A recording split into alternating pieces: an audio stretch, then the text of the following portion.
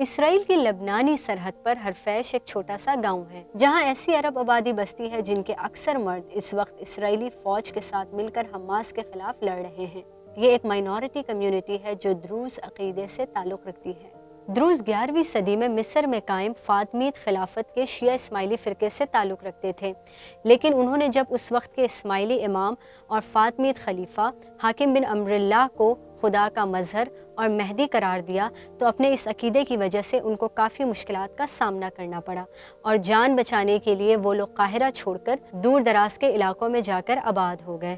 آج یہ پہاڑی علاقے 3 ملکوں ترکیہ، شام اور لبنان میں تقسیم ہیں۔ زیادہ تر دروزی انہی 3 ملکوں میں آباد ہیں اور کچھ کمیونٹی اسرائیل اور جارڈن میں بھی بستی ہے۔ دروز مسلمانوں کی طرح ایک خدا، قرآن اور پیغمبر اسلام کو تو مانتے ہیں، لیکن نماز، روزہ اور حج کو فرض نہیں سمجھتے۔ ان کے عقائد میں یہودیت اور مسیحیت، یونانی فلسفے اور ہندو مت کے تصورات بھی شامل ہیں۔ دروز افراد کے بارے میں کہا جاتا ہے کہ وہ اپنی زمین سے عقیدت کی حد تک وابستگی رکھتے ہیں اور اس زمین کے وفادار ہوتے ہیں جس پر وہ رہتے ہیں اور اس کی حفاظت کرنے کو اپنا فرض سمجھتے ہیں۔ دروز اسرائیلی آبادی کا 2% ہیں، لیکن ان کی ریاستی اداروں اور اسرائیلی پارلیمنٹ میں واضح نمائندگی ہے۔ ہرفیش گاؤں میں حماس کے حملوں کے بعد بنائے گئے شہری دفاع کے ایک گروپ لیڈر کے مطابق اس گاؤں کی آبادی 7000 ہے، جن میں سے 80% اسرائیلی فوج، پولیس، انٹیلیجنس یا دیگر اداروں کا حصہ ہیں اور قومی دفاع کے لیے کام کر رہے ہیں۔ اور وہ کہتے ہیں کہ 7 اکتوبر کو اسرائیل پر حماس کے حملے کے بعد سے شروع اس جنگ میں اب تک دروز کمیونٹی کے 40 افراد ہلاک ہو چکے ہیں، جن میں سے زیادہ تر وہ ہیں جو اسرائیلی فوج کے لیے کام کر رہے تھے۔